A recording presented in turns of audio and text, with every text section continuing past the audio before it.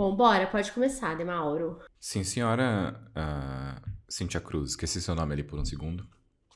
Estamos aqui de volta com o Corajosamente. Você pode ver, ficamos tanto tempo off que até esqueci. Não, off não, que off é Faria Limer.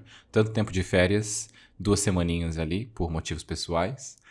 E voltamos alegres, voltamos nesta quarta-feira que você está ouvindo, mas não estamos gravando na quarta. E Cíntia, qual é o tema maravilhoso do podcast dessa semana? Oi, meu povo, estamos de volta, sim, pleníssimos, para falar de sinceridade emocional. Um tema pedido por milhares de pessoas nesse podcast. E eu queria só fazer um parênteses aqui, porque eu estou, quem está assistindo a gente, com a minha caneca do Corajosamente. Eu ainda tenho o microfone aqui. Presente de quem, né, Mauro? Dila, maravilhosa, poderosa, casa comigo se ainda estiver solteira. É isso, beijo, me liga. Voltou da Itália, hein? Voltou da Itália. Italiana, verdade. Ficou Faz 5 suporte anos na dela. Itália, e passou, parece que foi pra sempre que ela foi pra lá, de tanto conteúdo que nós observamos de Dila, e esqueceu da gente, né? Então esse abandono fez ainda potencializar mais, porque eu não recebi nenhuma mensagem de amor de Dila, apesar de também ter recebido minha caneca maravilhosa. Olha, é porque a Dila, ela fez tudo muito pensado, né? Ela, antes de ir pra Itália, mandou as canecas pra gente, porque ela já tava, ó, vou ficar ausente, não vou dar moral pra esse povo, então já vou dando uma cuidada, um carinho, não sei o quê, né? Pra se jogar naquele monte de vinho mequetrefe, aquelas paisagens super nada a ver que ela tava, né? Aquele povo feio, enfim, Dila, que bom que você voltou, né? Num Brasil novo, num Brasil diferente. É isso. E espero meu gelato, que você trouxe da Itália e ainda está gelado até agora. Só expectativas aí, Dila. Bom, vamos lá então. Mauro, o que a gente tá chamando de sinceridade emocional? Sinceridade emocional é algo. Putz, como ser sincero emocionalmente agora enquanto dizer isso? É sobre a gente entender a nossa verdade e como traduzir isso para as outras pessoas.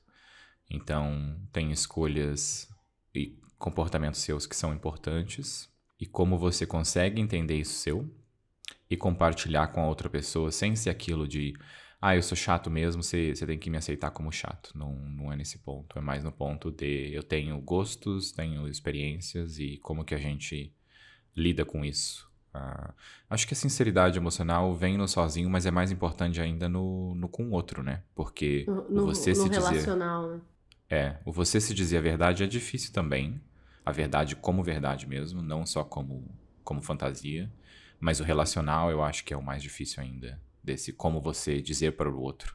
Por você gostar e você cuidar e talvez pensar. A gente foi educado a agradar outra pessoa, né?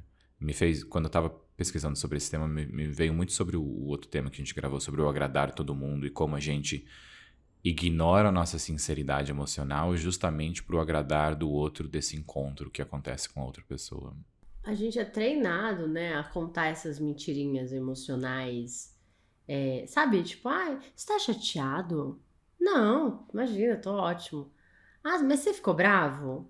Não, eu bravo, né? Ou eu brava. Sei lá, tá triste? Tem alguma coisa errada? Não. Tem até aquelas piadinhas, né? Que as pessoas fazem, que é tipo, quando você pergunta pra sua namorada se ela tá brava e ela fala não, é porque ela tá, não é sim, sim é não, né? Enfim. E isso porque eu acho que você tocou num ponto muito importante, assim, da sinceridade emocional. É, pra gente conseguir ser sincero emocionalmente, ou seja, ser transparente, deixar claro o que a gente tá sentindo e abrir isso para uma conversa com outro, sem impor, né, isso e tal, a gente tem que ter um processo de consciência emocional bem desenvolvido, estruturado e passa por uma etapa anterior, né? Então, às vezes eu tô triste e eu não quero assumir que eu tô triste, eu não quero entrar em contato com essa tristeza. Se eu falar, se eu exteriorizar, se eu falar assim, eu tô triste, eu vou ter que encarar essa emoção e a gente tem mais dificuldade para encarar a tristeza, medo, a raiva não, né? A raiva ela já é mais aceita, assim. Porra, tô puto, não sei o quê, nananã, normal, né? A gente fala com mais facilidade e tal. Agora, falar que tá triste, falar que tá frustrado, tá chateado, já é um pouco mais difícil, porque muitas vezes a gente também não quer encarar isso. E eu tenho percebido nas últimas semanas, assim, aconteceu com vários pacientes deles estarem, de alguma maneira, maquiando a tristeza, ou a frustração, ou o medo por meio da raiva. Então, sabe, você vai ver, porque eu tô nervosa essa semana, com o trabalho, com os meus filhos, com não sei o quê, que raiva, que raiva, que raiva. E aí você, né, vai descascando isso e vai percebendo que essa pessoa tá triste, tá magoada com alguma coisa que aconteceu e ela atropelou. E fazer terapia é ter que encarar isso toda semana, né? Tipo, você foge, foge, foge. Durante 6 dias, no 7º você tem que dar de cara. Quem não faz terapia, enfim, né? Às vezes tem seus processos de olhar pra isso, às vezes não tem e tal. Às vezes até quem faz terapia continua fugindo, né? Demora um pouco mais pra encarar, enfim. Mas passa muito por esse lugar da gente ser capaz de olhar, aceitar, encarar o que a gente tá sentindo. E muitas vezes é doloroso. E esse processo é justamente. Você usa o exemplo dessas pessoas, dos seus pacientes com raiva, e é justamente. A raiva também vem desse processo de ignorar o que você está sentindo de verdade, ou o que você quer de verdade. E esse ignorar, na verdade, é algo que a gente sempre aprendeu a ignorar, né? A gente sempre. Acho que o sentimento de tristeza é mais o exemplo em que a gente aprende que você tem que ser feliz e você tem que estar feliz. E na maior parte do tempo você não tá nem feliz nem triste, você tá neutro e depois você tem períodos de tristeza e período de alegria.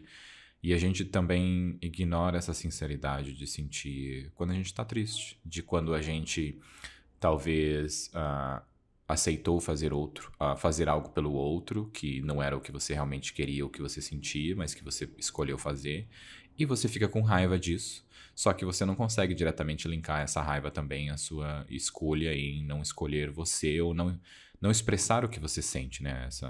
Não ser sincero emocionalmente com você, então compartilhar com outra pessoa. E a raiva e frustração, na verdade, também causada pela sua própria escolha ali, né? Ignorando um pouco o fator externo da vida, em que você tem 50 filhos, tem 50 empregos e tudo mais que acontece. E como que você para justamente para sentir e ver essa parte sua. Mas eu também acho como isso é importante, porque eu faço terapia, eu acho que há 6 anos que eu faço terapia. E essa sinceridade emocional nesse sentido só veio nesse último ano. Eu acho que esse ano agora, de 2022, datando o programa aqui, que foi o ano em que esse tópico mais veio de forma transparente, assim, sabe?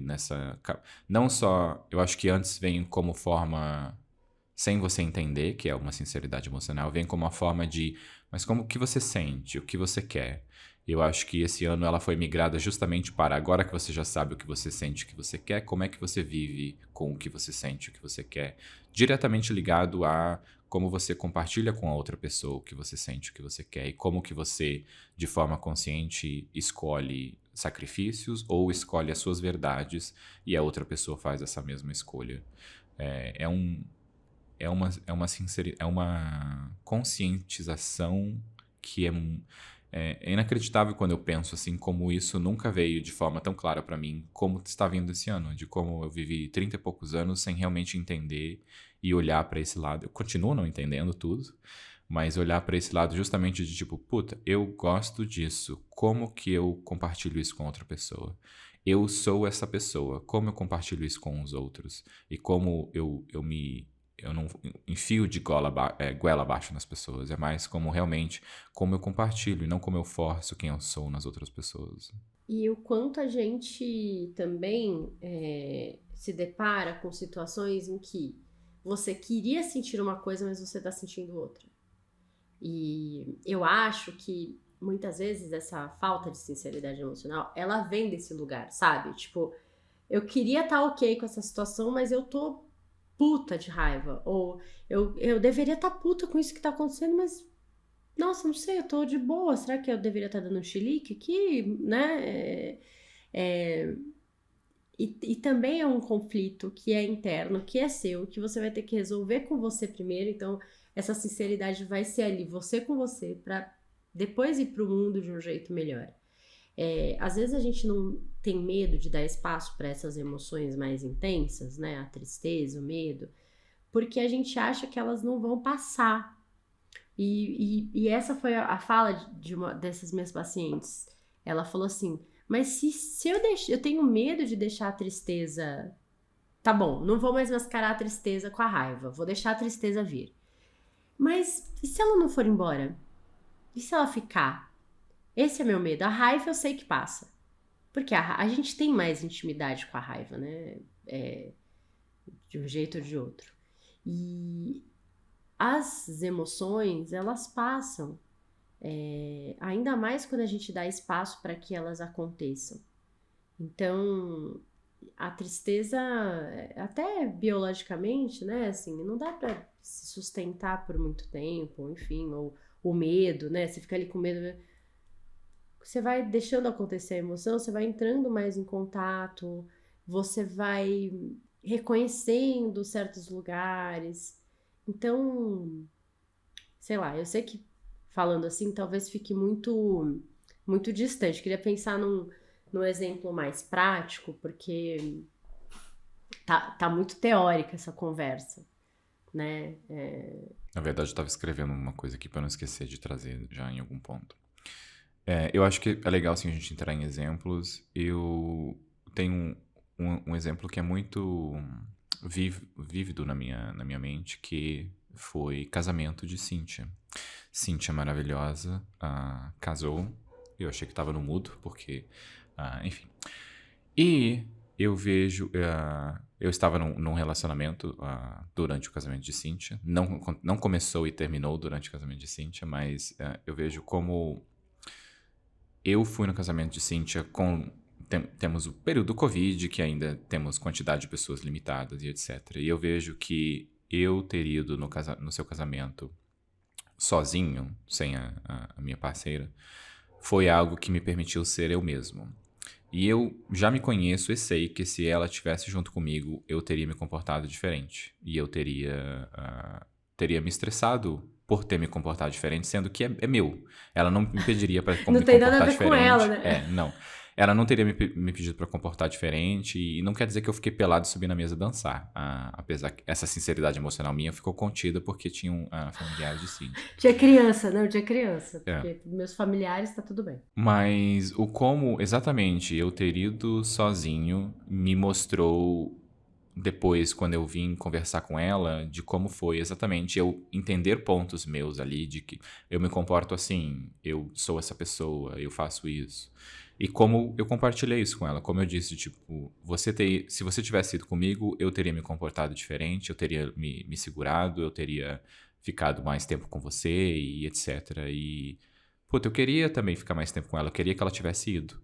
Mas ela não ter ido, na verdade, justamente criou esse espaço para que eu me observasse ali e visse de tudo isso que eu sou, e depois sentar com ela e conversar. Olha, eu sou essa pessoa. E é muito engraçado porque foi com a ajuda da terapia, né, que eu tive essa conversa com ela também, porque quando o meu terapeuta dizia, mas e se você falar para ela que você é desse jeito? Porque talvez ela seja uma pessoa que não vai conseguir te ver desse jeito numa festa. E talvez ela não tenha que ir em algumas festas com você. Algumas festas você tem que ir sozinho. Eu pensei, nossa, mas que violento, né? Eu tô num relacionamento, mas foi tipo, como assim ela não vai na festa sozinho pra eu ser eu mesmo? Eu vou na festa sozinho sem ela pra que eu seja eu mesmo. Daí, na verdade, a pergunta é o oposto, por que eu não ser eu mesmo quando ela está comigo? Porque no final, a violência está em mim, aplicando em mim mesmo, o de eu não ser eu mesmo, porque existem fatores externos, porque existem essa pessoa com quem eu me importo. E é engraçado como, na primeira vez quando ele falou, eu senti que seria uma violência minha me expressar assim com a minha parceira, tipo, um Uma violência desrespeito. contra ela, né? Uma violência Isso. contra ela. E na Tipo, verdade era. eu acho melhor você não ir na festa porque essa sou a pessoa que eu sou. E não foi assim que a gente teve a conversa, foi uma conversa com mais cuidado. Mas exatamente, eu estava sendo violento comigo em não ser eu mesmo porque a outra pessoa estava comigo. E eu não tô falando aqui de desrespeito, eu não tô falando de pegar todo mundo, não é traição, não é nesse lado. Eu digo que é justamente eu me conter em ser eu mesmo porque a minha parceira está ali. E eu aprendi que tem que ser assim, né? Que tem que ser assim porque veio dessa parte externa, de que você tem que respeitar o que a outra pessoa gosta ou aceita. É tipo, mas como assim a gente tem que respeitar? E se a outra pessoa é ciumenta, como que a gente tem que respeitar isso que você não pode ter amigos? Como que você não pode mandar mensagem, sabe? Como que a gente tem esse respeito ali? Porque é uma violência do outro lado, onde você, por ser ciumento ou ciumenta, você previne o seu parceiro de ter relações de amizade e etc. Nossa, eu acho que esse exemplo é maravilhoso, porque eu também sinto desse jeito, assim. Eu acho que na minha vida, assim, principalmente na infância, na adolescência e tal, eu sempre fui muito tímida em grupos, assim. Em casa, com a minha família, né, um lugar de segurança, era super falante, comunicativa e tal. Mas quando na escola, assim, quando tinha muita gente, eu ficava completamente travada. E essa sensação de que eu sei que eu sou outra pessoa, que eu não sou essa pessoa que eu tô mostrando aqui no grupo, que eu sou completamente diferente, ou essa sensação de que eu queria falar coisas, eu queria fazer coisas e eu não consigo porque eu tenho medo, porque eu tenho vergonha e tal. Sempre foi assim, uma sensação que me acompanhou a infância e a adolescência inteira. E é uma sensação. Eu acho que era isso, para mim, era uma falta de sinceridade, de verdade comigo, de eu não deixar esse meu eu aparecer e tal.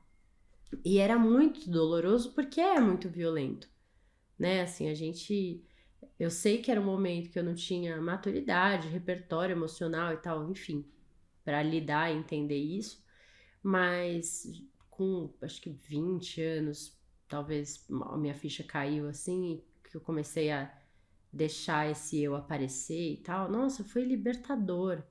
É, Brincar na hora que eu quero brincar, falar o que eu quero é, então depois que você consegue fazer esse movimento, é que aí você consegue olhar pra trás e falar, nossa, sabe, pra mim são anos de silêncio, assim, porque é isso, eu silenciei uma parte minha muito importante.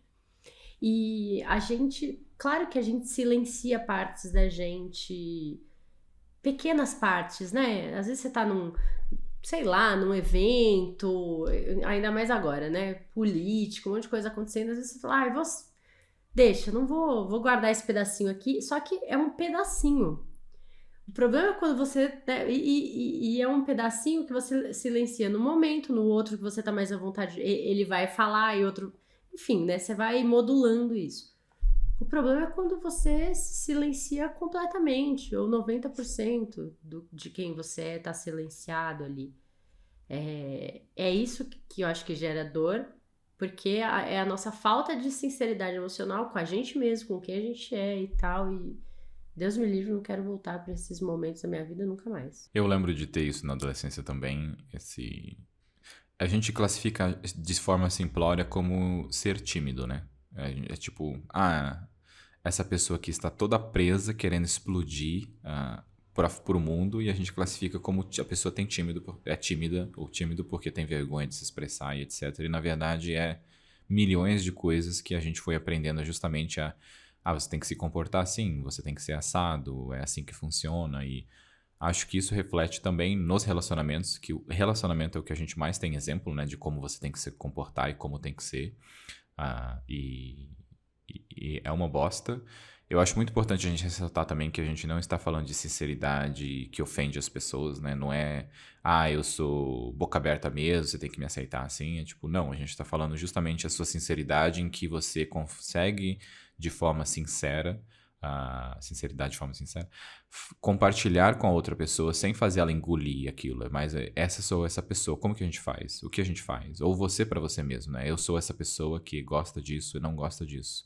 O que eu faço com essa informação? Não é o indo pro extremo do outro lado, que é você simplesmente fazer a outra pessoa aceitar quem você é de forma violenta. Não é nunca a violência, né? Mas às vezes vai parecer que é violento. E às vezes você até... Eu acho que pra mim, como foi isso? Como foi essa parte tão recente, eu senti essa violência, sabe? E não era violência, era cuidado, era o cuidado comigo. E o cuidado comigo me possibilita ter um relacionamento com outras pessoas também. A gente também, com o tempo, sendo sincero com a gente mesmo e fazendo as coisas, né, assim, que a gente sente vontade e tal, a gente também vai aprendendo a lidar com as coisas ruins que isso, enfim, que isso pode gerar, né? Então, hoje eu vou, sei lá, eu gosto de ir pra festas, conversar com as pessoas, e se eu tiver vontade de dançar, eu vou dançar, se eu quiser zoar alguém, eu vou zoar, depois enfim, eu prefiro depois me desculpar, porque, nossa, acho que peguei meio pesado, não sei o que, né, e tal, do que silenciar essa parte de mim e ficar com aquele nó na garganta que eu ficava e que eu nunca mais quero sentir. Então hoje eu sei que se eu me passo, gente. Às vezes eu me passo, só às vezes que eu sou uma pessoa muito, enfim, né? Mas se eu me passo, eu sei que eu tenho maneiras de lidar com isso e prefiro do que ficar lá contida e sabe, não é uma parte de mim que eu quero, né, enfim. E no fundo, assim, quando a gente tá falando disso, a gente tá falando de um jeito indireto sobre inteligência emocional, sobre gestão emocional, né? E quando a gente fala de gestão emocional, a gente sempre fala de 4 pilares, né? 4 coisas, assim, que envolvem a gestão emocional. Que a primeira é a autoconsciência, é ter esse processo que o Bruno tá falando, né? De reconhecer essas coisas dentro de você, saber dar nome para o que tá acontecendo, identificar que aquilo você tá com raiva porque você ficou com vergonha de falar alguma coisa e você não quer mais fazer. Enfim, é esse processo de reconhecimento, entender o que tá rolando e dar nome ao que tá rolando dentro de você. O segundo pilar, que aí também é uma coisa que a gente trabalha muito pouco na vida, né? É a autogestão disso que a gente tá sentindo. Então, eu posso fazer uma brincadeira super escrota no grupo, perceber que eu fui super escrota e querer lidar com isso do tipo, é isso mesmo, foda-se, eu falo o que eu quero, não sei o quê. Ou eu posso ter gestão suficiente pra, nossa, me passei, desculpa, não sei o quê, não era isso e tal, e né, lidar com isso. Então, eu falo que é como se fosse, né, a autoconsciência é eu perceber aqui dentro, quietinha, e a autogestão é como é que eu levo isso pro mundo da melhor forma possível, pra mim e pros outros, né? Tentando conciliar isso. Isso acontece muito também, que eu sinto às vezes, na sua cabeça soa de uma maneira, quando você expressa soa diferente, e às vezes eu falo, não soa do jeito que eu queria, não era essa coisa, e eu tento até repetir de novo, de uma forma mais pausada, assim, sabe, que é uma merda quando acontece isso, você, na sua cabeça soa... Que é a famosa, nossa, como eu fui babaca agora falando isso, desculpa. Exato. Desculpa, não era isso, né? Enfim. E a autogestão, ela tem 2 principais processos, né? Que é a gente conseguir neutralizar esses estados emocionais negativos e potencializar ou fomentar estados emocionais positivos. Você pode se arrepender de ter falado alguma coisa e na hora já se desculpar e resolver e neutralizar aquela sensação ruim, ou você pode guardar pra você e prolongar aquilo. Sabe aquela pessoa que fala, nossa, tal coisa que eu falei sábado, será que eu me equivoquei? Será que não sei o quê? Né? Ela tá ali ruminando uma coisa que já passou, porque talvez naquele momento ela até sentiu que, putz, não era bem isso, mas não, né, assim, não conseguiu atuar ali naquele momento, enfim. Ou tem gente que demora um pouco mais para digerir mesmo, faz parte, não tem problema nenhum, né? Então, esses são os 2 primeiros pilares. Os outros 2 têm relação com as outras pessoas. Porque a inteligência, a gestão emocional, ela não tá só em você com você, que é isso que a gente tá falando, né? Esbarra no relacional. Então, o terceiro pilar são os processos empáticos. Então, o quanto a gente lê que o outro tá desconfortável, o quanto a gente percebe como o outro tá lidando com aquela emoção, com aquele sentimento e tal. E o quarto pilar é como é que eu gerencio isso na relação. Então, para eu gerenciar isso na relação, né, para eu chegar nesse quarto passo, eu preciso passar pelo meu autogerenciamento, pelo meu autorreconhecimento.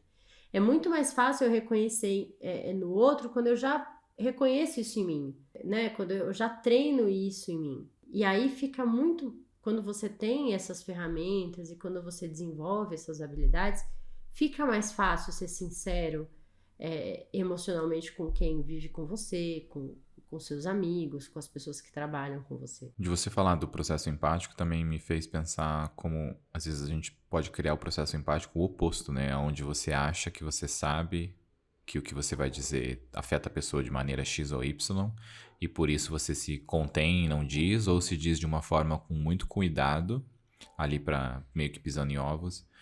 E você, na verdade, tendo essa empatia ao extremo, ou imaginária, né, por assim dizer, de como que a outra pessoa vai reagir, você também não possibilita que você tenha uma troca sincera ali, né, em que você talvez mostre um ponto da outra pessoa em que ela precisa olhar com mais cuidado por ter essa empatia de, eu não vou dizer isso que isso afeta a pessoa de tal maneira, mas isso é realmente algo que deveria afetar a pessoa dessa maneira? Você não dizendo, talvez você não tá, na verdade, fazendo o oposto, que você não tá ajudando a outra pessoa também a olhar por esse lado. O Marshall Rosenberg, na comunicação não violenta, ele fala muito sobre, ao invés de a gente ficar achando como o outro tá se sentindo e tal, é melhor a gente sempre perguntar, né?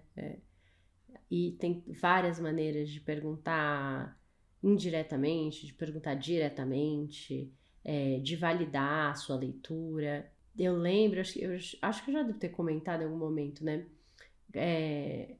Eu já fui sócia de muitas pessoas, já trabalhei em muitos projetos e tal. E eu trabalhei com uma pessoa que, sei lá, a gente tava fazendo alguma coisa assim, num momento aí que eu não tinha muita gestão emocional, né? E eu lembro sempre dele me perguntar assim, o que foi? Porque eu não falava, mas eu tava tipo, sabe, com uma cara de cu, tipo, contrariada, assim. Não, sei lá, não tô gostando, não sei o que, né? Não, mas você não tá gostando do que exatamente aqui no projeto, né? Aí no fundo eu tava só magoadinha porque minha ideia não tinha sido escolhida, sabe? Alguma coisa assim. Mas ele sempre teve esse processo empático, assim, de ler isso e tentar... Não era uma coisa assim, tipo, tá bom, Cintia, o que é agora? Não, sabe? Era, o que foi? O que é essa cara? O que foi essa respiradinha aí? Quer tomar um café, respirar pra entender o que tá acontecendo e tal? Enfim, ele ali tinha um tato pra isso, né? Às vezes a gente não vai conseguir essa resposta do que o outro tá sentindo de primeira, porque nem ele sabe. Eu não conseguia entender de primeira que eu tava só magoadinha com o ego ferido. Pra mim tinha alguma coisa muito péssima ali sendo considerada no projeto, sabe? E não era só uma questão de ego e tal, enfim. Tem um pouco disso, assim. São habilidades. Você vai ter que treinar maneiras de falar, você vai errar, vai ter que, né? Faz parte. Nem sempre quando você pergunta pra alguém como ela tá se sentindo, você acerta de primeira. Pra gente que é psicoterapeuta, pensa que, né, enquanto vocês estão aí trabalhando, focados em outras coisas, a gente tá aqui, ó, ouvindo gente, vendo cara da pessoa, vendo expressão de todas as emoções possíveis. Então, o meu tempo de treino é muito maior. Talvez hoje eu bato o olho e eu sei que é frustração e não raiva, mas porque é muito tempo de treino, porque muitas vezes eu falei, nossa, mas você tá chateada, mas você tá com raiva? A pessoa, não, eu tô com medo. Tipo, ok, você vai aprendendo, né? Mas muito tempo treinando. Essa parte do rosto eu sempre lembro quando a gente olha. O rosto é a coisa que a gente mais a maior parte da nossa vida, o maior tempo investido que a gente tem na vida é olhar em rosto de outras pessoas. É isso, a gente se comunica olhando em rosto e no seu dia a dia, sei lá, 80% do seu dia foi olhar para o rosto de outra pessoa e justamente existe esses milhões de microexpressões acontecendo ali e como que a gente realmente com o tempo vai treinando e aprendendo mais, ainda mais quando você é um profissional assim, né, que tem que trabalhar com o ser humano, identificando sentimentos e pessoas que você está vendendo suas ideias e ajudando os outros. É maravilhoso de pensar assim de forma direta o quanto tempo a gente usa no nosso dia a dia só para olhar para o rosto de outra pessoa, de outras pessoas. E como o paciente também aprende a ler a gente, né? Eu tenho paciente que já tá contando o negócio, aí ele fala, Cíntia, fala, o que foi? Porque provavelmente eu devo ter feito né, alguma cara, alguma coisa, porque ele já, enfim, né, é recíproco esse processo, né? E isso é muito legal, enfim. Tem um tópico que eu queria trazer, que eu acho importante, toda vez que eu falo de emoções, de sinceridade emocional, de tudo isso, eu acho importante a gente lembrar do conceito de pseudo-sentimento que a comunicação não violenta traz, né? Porque a CNV é toda pautada em cima de reconhecer o que a gente está sentindo e reconhecer do que a gente precisa para amenizar essa sensação se ela for negativa ou o que a gente precisa manter para deixar que essas sensações positivas aconteçam, né? Então, toda vez que eu tô sentindo alguma coisa ruim, é porque tem alguma necessidade não atendida acontecendo naquele momento. Tem algo que você precisa que não tá rolando, né? O Rosenberg, ele fala que as necessidades são os recursos para que a vida aconteça da melhor forma possível, né? E no meio disso tudo, a gente cria o que ele chama de pseudo-sentimentos, que são sentimentos, né? A gente fala como se fossem sentimentos, mas na verdade eles são julgamentos em relação às outras pessoas. Eles são aquilo que a gente conversou no episódio de responsabilização, né? Eles são um jeito de responsabilizar o outro pelo que eu estou sentindo. Esses são os pseudo-sentimentos. Então, quando eu falo eu tô triste, eu tô falando de mim, dos meus processos, de como eu tô me sentindo com aquilo. Agora, quando eu falo, nossa, eu estou me sentindo abandonada, na frase fica até incompleto, né? Tipo, eu estou me sentindo abandonada pelo Bruno. Tipo, eu completo né? Por quê? Porque eu tô julgando o comportamento. Então, sei lá, fui numa festa com o Bruno e ele saiu mais cedo da festa. Ai, nossa, eu me senti tão abandonada, porque não sei o que, ele foi embora, lá. Eu tô julgando o comportamento dele, né? Tô julgando que é negativo, que me prejudicou e tal. E aí eu não falo de verdade do que eu tô sentindo. Porque a abandonada não é um sentimento de fato. Vai passar por outro lugar, né? Talvez se eu for aprofundar, sempre vai ter uma emoção por trás desse pseudo, né? Sempre vai ter um sentimento real por trás do pseudo-sentimento. Talvez eu fiquei com medo de ficar sozinha numa festa que eu não conhecia ninguém. Talvez eu fiquei frustrada porque eu queria ter uma conversa com ele importante e ele foi embora mais cedo, não consegui. Mas aí é um processo meu. Então, assim, olha como a responsabilidade veio pra mim. Eu fiquei frustrada porque eu queria ter uma conversa com ele e não consegui ter. Eu fiquei com medo porque eu sou tímida e fico desconfortável num lugar que não conheço ninguém. Aí vai voltando pra mim. É diferente de abandonada, porque o Bruno é um escroto, cuzão, e me largou lá na festa sozinho. Você tá usando esse exemplo pra me dar alguma indireta, Cíntia, é isso? Porque eu senti um pouco de violência nessa última parte.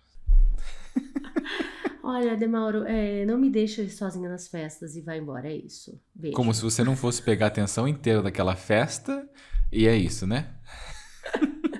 Tipo, eu não me adapto bem em lugares que eu não conheço as pessoas. A Cíntia na festa, a festa vira Cíntia, é isso.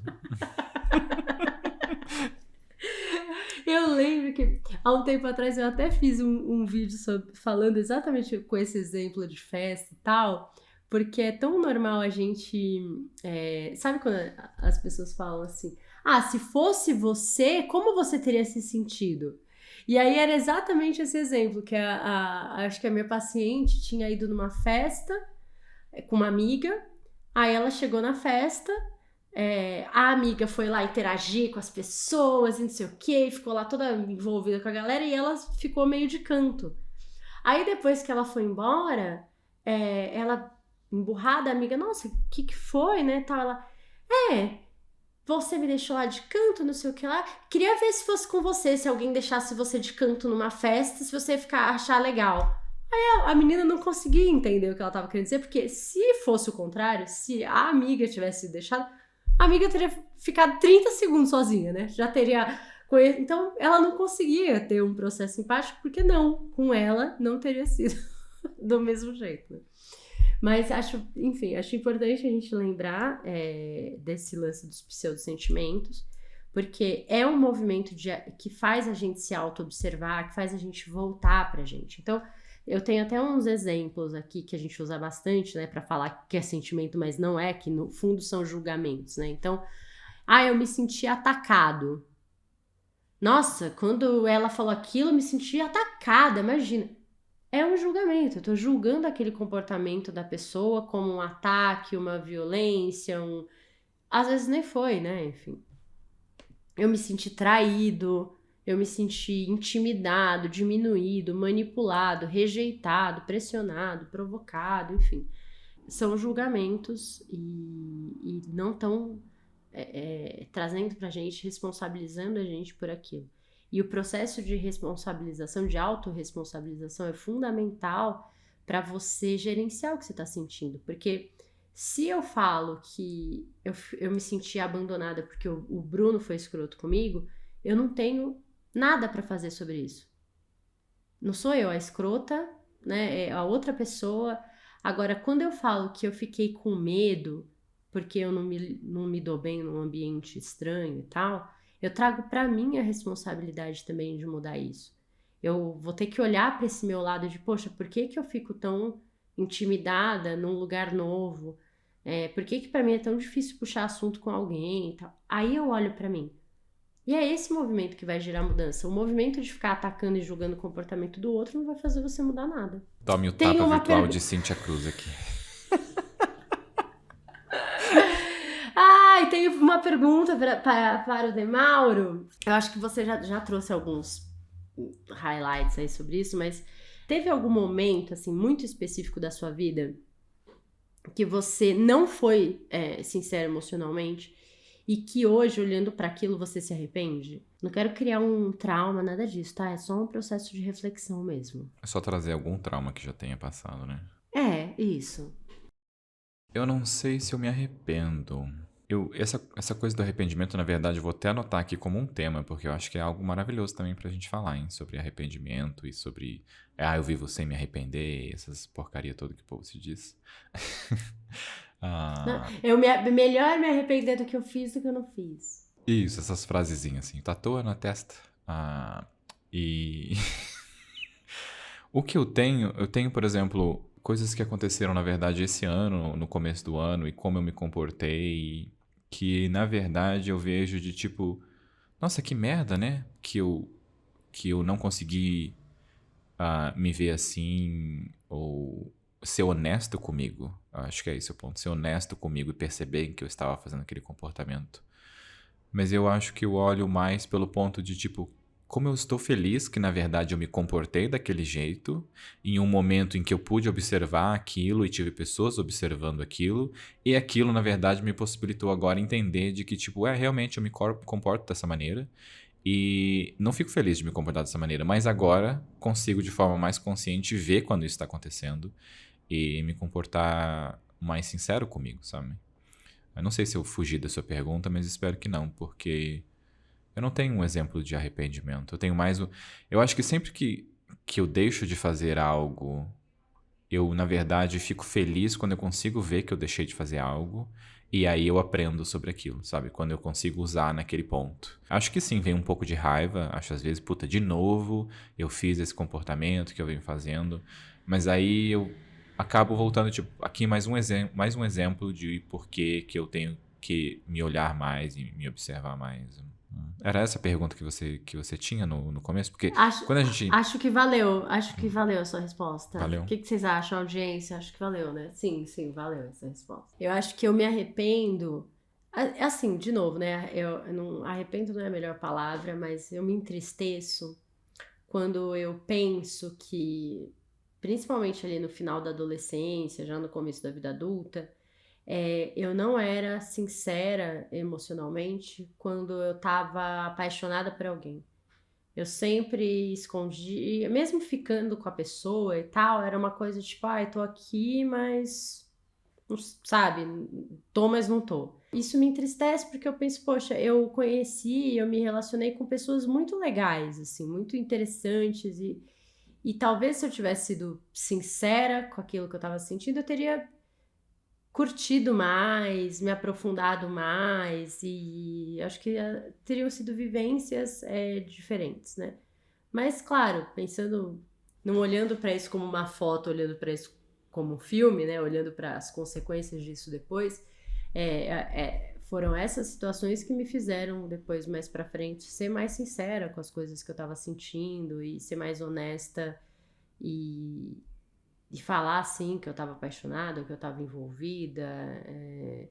Eu precisei passar por isso. Mas é uma coisa que me entristece, sabe? Que pena que eu não aprendi isso de outra maneira. Assim. Eu acho que eu tinha por um período de pensar dessa forma. Eu acho muito quando eu terminei o colegial e comecei a virar um adulto de verdade mesmo e pensava, nossa, se eu fosse dessa maneira ou pensasse dessa maneira no colegial e isso e aquilo. Mas eu não sei, eu acho que eu me treinei, na verdade, de ver o que eu passei, na verdade, me ajudou a ser essa pessoa de agora, sabe? A olhar nesse ponto de agora. E eu acho que eu anotei aqui já como tema de arrependimentos. Eu vou tentar achar pontos quando a gente for gravar o tema em que realmente eu me arrependo de não ter feito algo ou ter me comportado de certa maneira. E eu uso as mesmas falas que você fez, Cintia. Eu acho que hoje eu me sinto muito mais feliz de justamente expressar para outra pessoa o que eu sinto ou o que eu quero, e a outra pessoa que decida o que fazer com essa informação. Porque eu acho importante você ser sincero com você e com a outra pessoa, né? Eu acho que é bem mais fácil nessa parte de encontros também, quando você tá apaixonado por alguém ou você tá gostando de alguém. É importante você não você expressar que você gosta, né? O que você sente. E aí você já economiza tanto tempo para os dois lados dessa parte de. E não é o se expressar sem cuidado, é justamente tipo, isso é o que eu quero, isso é o que eu tô sentindo. E aí você, por abrir essa porta, você também abre esse espaço para que a outra pessoa tenha retorno, né? Seu. Eu acho que a vida é muito mais gostosa quando a gente expressa o que a gente tá sentindo. A não ser que você sinta muita raiva, que é melhor você não expressar tanto assim. Porque, de novo, Cintia já te deu o tapa virtual aqui, que se você sente muita raiva, é melhor você olhar pro seu próprio umbigo. Mas a gente muitas vezes não expressa por medo, né, gente? De sofrer, por medo da dor. Não, eu não posso garantir para você que tá ouvindo a gente que, nossa, você vai expressar o que você tá sentindo e o mundo vai acolher isso. Talvez não acolha, talvez. Talvez não, o mundo não vai acolher. E aí você tem que ver o que você vai fazer com isso. Vamos ser a Só, sinceridade aqui, Cintia. O mundo não vai te só acolher. que, de novo, não olhando pra foto, olhando pro filme, a longo prazo você vai estar muito mais conectado com você, feliz com quem você é, identificando de verdade quem você é. Dói falar o que sente, mas dói guardar. Então, que a dor venha pela sua sinceridade, pela sua honestidade com você e não por você esconder quem você é. Vai ser sempre melhor ser honesto. E acho que é isso mesmo, é a sua sinceridade, a sua verdade com você. Porque você é a verdade e a sinceridade. É sempre com você. Vamos para as dicas? Vamos. Tenho 2 dicas de livro. A primeira chama Autocompaixão Feroz, da Christian Neff, que é esse livrão aqui, ó, já que a gente tá falando de sinceridade emocional e tudo isso, acho que falar de autocompaixão é um movimento natural nesse processo, né?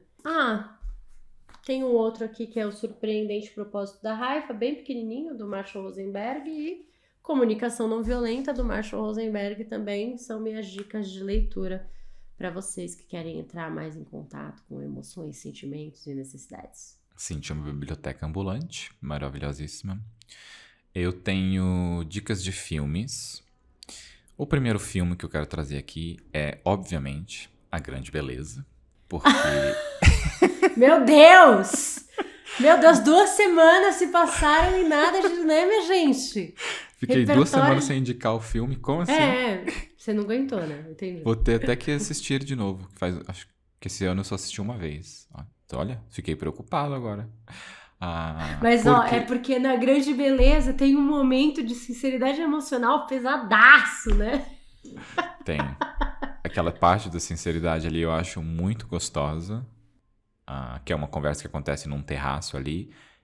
De frente pro Coliseu ainda você tem essa parte. Mas tá de noite, você não vai ver o Coliseu, mas você sabe que é ali.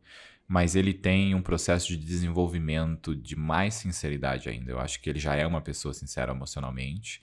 E ele acaba desenvolvendo isso de forma maior ainda conforme o filme vai passando. E ele mesmo expressa, né? Não é velado, ele diz isso com palavras. Né? Então é isso, Grande Beleza. Tem um outro aqui que, na verdade, você vai precisar assistir 3 filmes para ver a sinceridade de forma completa, que é aquele Antes do Amanhecer, Depois da Meia-Noite, Antes do Sol se Pôr, Antes do Almoço, alguma coisa assim, a trilogia, eu nunca lembro o nome, vai estar na descrição, mas é o Before Sunshine, After não sei o que lá, e Sunrise, e alguma coisa assim. Um filme maravilhoso, que eu assisti por causa de Thaís, nossa escritora maravilhosa preferida.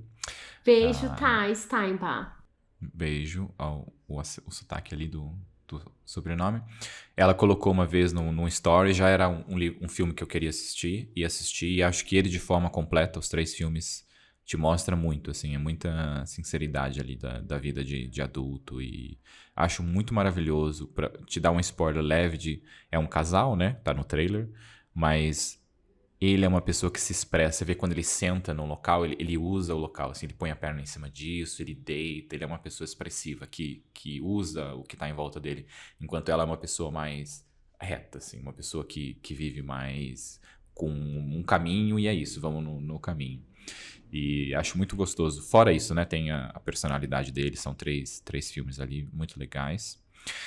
Tem um outro filme aqui que, na verdade, é o oposto da sinceridade emocional, que chama Direito de Amar, ou em inglês A Single Man, que é do Tom Ford. O Tom Ford também é o diretor do Animais Noturnos, que eu já indiquei aqui, gostaria de só jogar o nome, porque também é um filme ótimo. Mas esse O Direito de Amar é um filme que mostra justamente uma pessoa em que... Eu acho que o ambiente também daquele filme ali, aquele tópico é algo que é um tópico mais complicado, de como é ele um filme de uma forma inteira, assim, sabe? Até o final do filme faz sentido com o filme inteiro, e acho que é um filme importante para também se ver relacionado à sinceridade emocional, e como é importante a gente ser sincero com os nossos sentimentos, com as nossas verdades. E é isso de dicas que tenho. Nossa, gente, cheio de dicas. Gostei muito, viu, de gravar esse tema. Acho que é um tema necessário. E se você ouviu a gente, teve alguma sacada, lembrou de alguma coisa, isso mexeu com você de alguma maneira, deixa a gente saber, manda mensagem no Instagram, no e-mail, enfim, nos nossos, né, no Instagram do Bruno, do Corajosamente, enfim. Estamos aqui para ouvi-los. E vou terminar este episódio com minha caneca.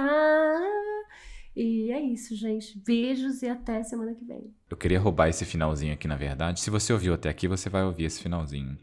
Que é uma parte da sinceridade também. Eu lembro quando eu assistia vídeos e pessoas que criavam conteúdo, assim, porque agora sou um content creator.